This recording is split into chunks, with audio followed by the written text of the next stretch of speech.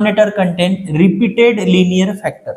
ठीक आहे, म्हणजे डिनॉमिनेटर मध्ये या ठिकाणी जे लिनियर फॅक्टर्स आहेत ते रिपीट होणार आहे.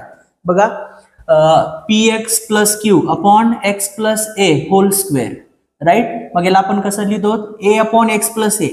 आपण न्यूमरेटरला तर काय करत नाही, पार्शियल फ्रॅक्शन मध्ये मेन आपल्यासाठी काय आहे, डिनॉमिनेटर आहे, राईट. मग केस सेकंड मध्ये a अपॉन एक्स प्लस ए म्हणजे इथं स्क्वेअर आहे. स्क्वेअर आहे म्हणजेच काय रे, या ठिकाणी बघा एक्स प्लस ए स्क्वेअर आहे, राईट. एक्स प्लस ए स्क्वेअर आहे म्हणजे याला मी असं लिहू शकतो एक्स प्लस ए इंटू एक्स प्लस ए. समजा इथं 4 आहे, 4 आहे म्हणजे काय, 2 चा स्क्वेअर येतो, राईट. म्हणजे याला मी काय लिहू शकतो, 2 इंटू 2, राईट. 2 इंटू 2 4. तसंच या ठिकाणी एक्स प्लस ए होल स्क्वेअर आहे, राईट. तर याला एक्स प्लस ए असं लिहू शकतो. तर आपण ह्या ठिकाणी काय करायचं आहे आपल्याला, मेन म्हणजे हे रिपीटेड होणार आहे म्हणून याच्यामधला एक्स प्लस ए पहिल्यांदा घ्यायचा plus B upon x plus A whole square as it is घ्यायचं. ठीक आहे. तर आता केस सेकंड मध्ये तुम्हाला असं एक्स प्लस ए च्या ठिकाणी 1 2 3 4 5 कोणताही नंबर असेल, राईट. तर आणि एक्स प्लस ए होल स्क्वेअर असं येईल. तर मग तुम्ही समजा एक्स प्लस इथं 2 असेल तर a upon x plus 2 plus B upon x plus 2 whole square ह्या फॉर्मॅटमध्ये तुम्हाला लिहून घ्यायचं आहे.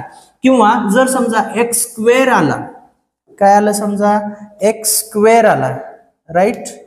एक्स स्क्वेअर आला तर काय करणार रे, समजा इथं आता डिनॉमिनेटर मध्ये काही असेल, समजा 1 आहे, समजा एक्स स्क्वेअर आला.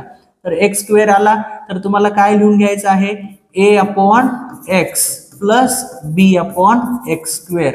ठीक आहे. याच्यासोबत पण काही येईल तर आपल्याला स्क्वेअर आला म्हणजे एकदा जे स्क्वेअर मध्ये सिंगल टर्म आहे ते घ्यायची, a upon plus B upon as it is जो स्क्वेअरचा दिलेला आहे तो घ्यायचा आहे, राईट.